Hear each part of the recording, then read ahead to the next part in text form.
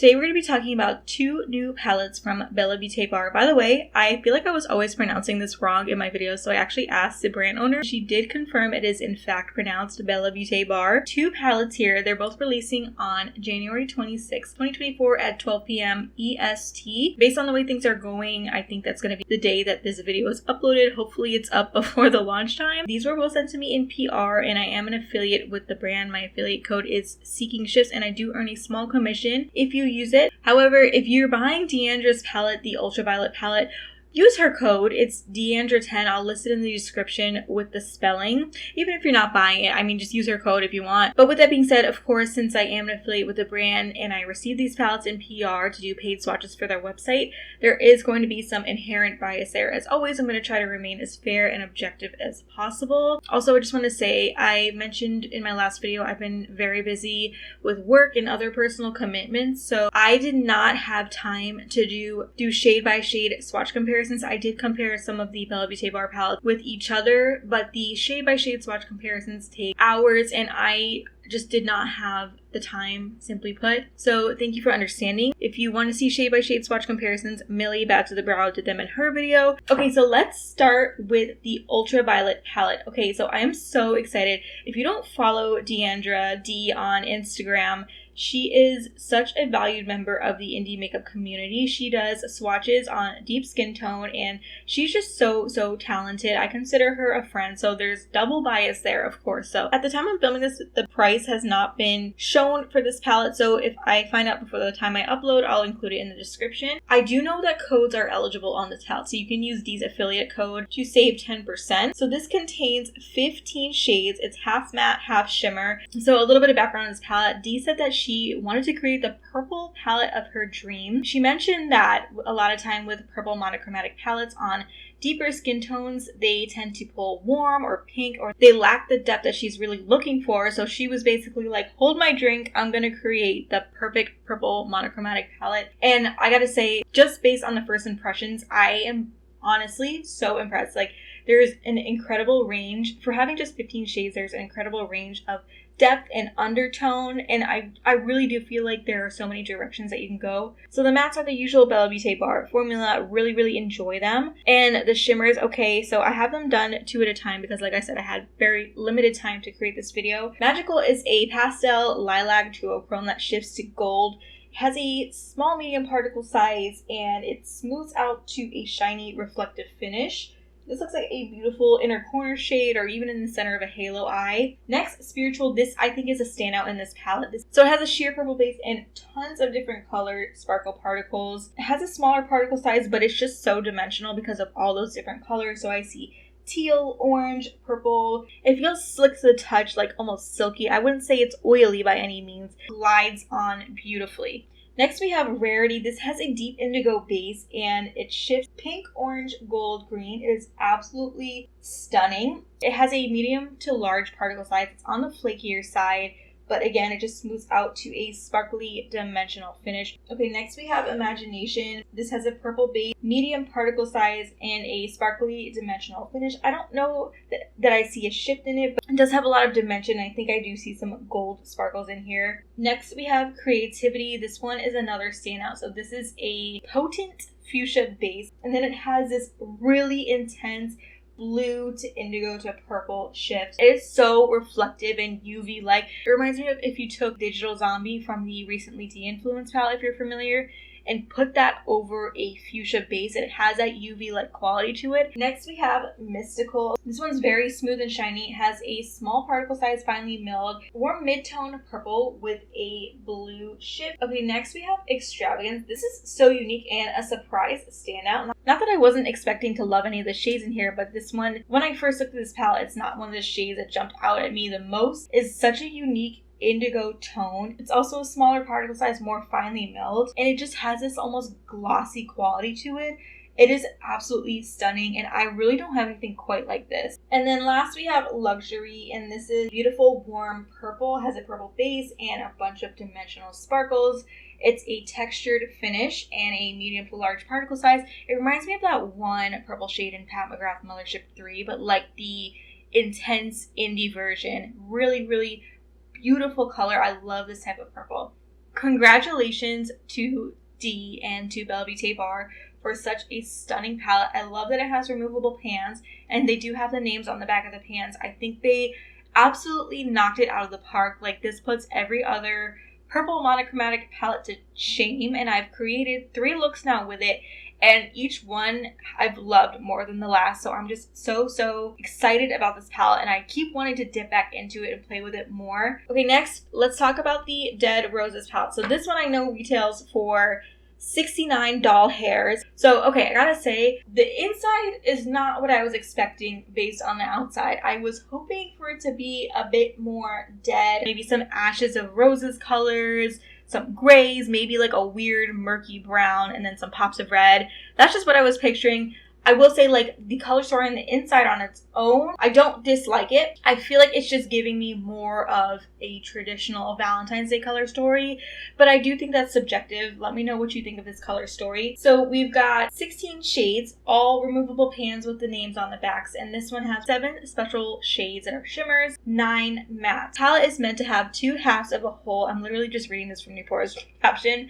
I'm gonna link her post below, but meant to have 2 halves of a whole, beautiful fresh roses on the top and dry dead roses on the bottom. Again, I don't know that I necessarily get that vibe, but like I said, it is a nice Valentine's Day color story. So let's talk about the special shades in here. So first we have Friend Zone, and this is one of those pink rainbow shifting multichromes. This one's very flaky, quite large particle size, and it shifts gold, green, teal, blue, almost all the way to purple. It's extremely shifty, but it also is extremely textured, so just be aware of that. Next we have Bite Me. This is a jeweled multichrome, and this one, grungy magenta to orange to gold to green. Extremely shifty, extremely reflective.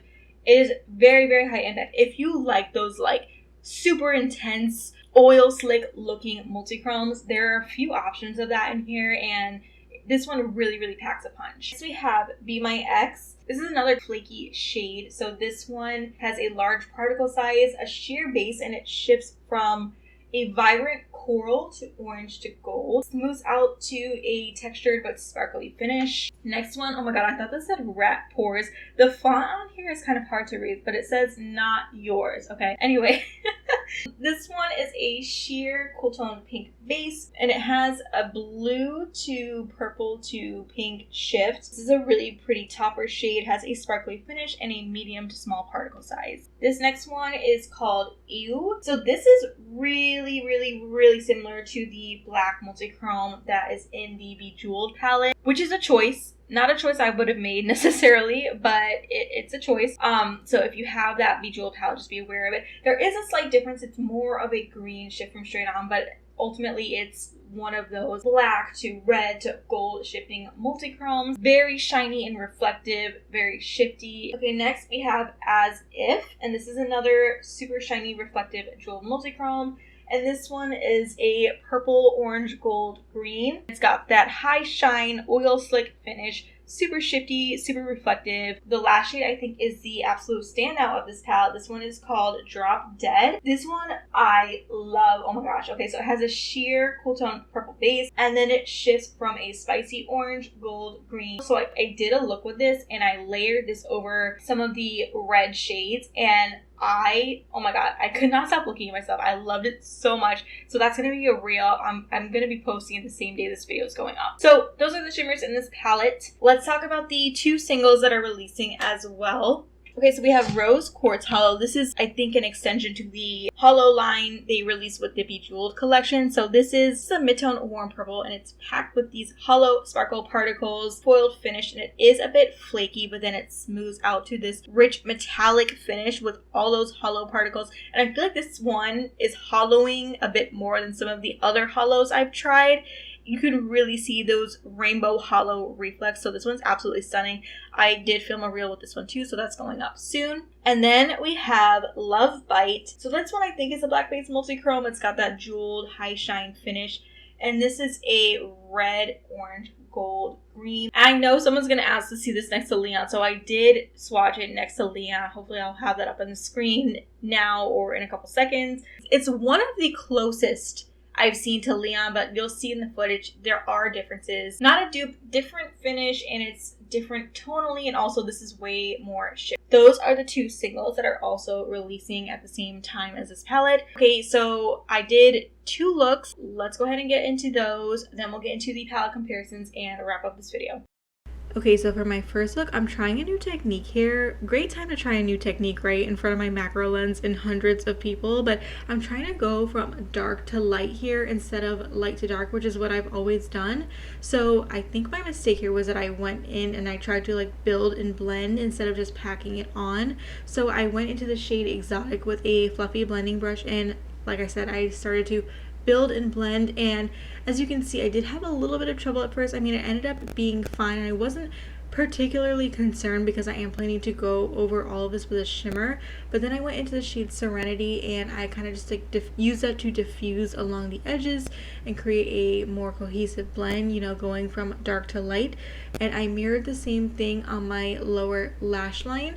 And then I went into the shade Nobility, which is a grape purple matte, and I just packed that into my outer corner. See, here I didn't have any trouble packing it on and diffusing, but for some reason when it's all over my lid, I just get really intimidated. So we'll see. I'm gonna keep trying it out, but that one blended beautifully into the other mattes. Then I went in with a little Fear and a Pixie Epoxy just because I had so many mattes down, and I went into the shade Creative, and I started to pack that onto my lid with patting, swiping motions as I usually do with those types of shimmers.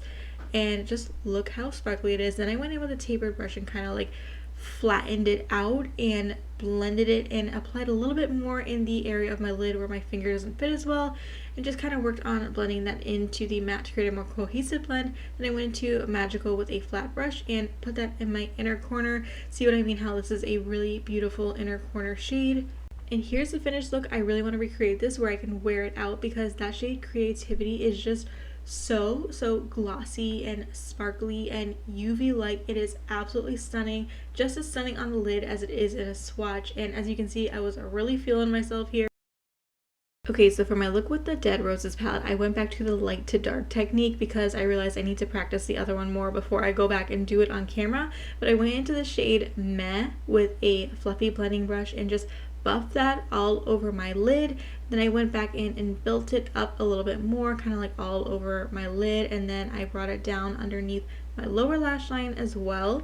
Then I went into the shade Single AF. I cannot with these shade names, but I went into that shade, which is this beautiful like burgundy wine type of tone, and I start to pack that into my crease and blend it into the first shade I put down. I kind of brought it down all over my lid because I'm planning to use a deeper multi-chrome, and I brought that down underneath my lower lash line as well. And then my camera fell. Here's me acting like everything's fine, and then I went into the shade Ew, which is that black multi-chrome, and I just pat that all over my lid with patting and swiping motions. And then I went back in with a little bit more of Ew on a flat brush just to add a little bit more structure, create more of a shape. And then another new technique I've been doing is I've been bringing the shimmer down into my lower lash line and kind of blending that into the mattes I put down. I really like how that looks. I feel like it makes it look more put together. Then I went into the shade Be My Ex. I wanted to spice the look up a little bit, so I just patted it on the very center of my lid, and I mirrored the same thing underneath my lower lash line, and that's the finished look. I really like the brightness that extra multi-chrome in the center of my lid added. I feel like it brought the look to the next level. Let me know which look was your favorite.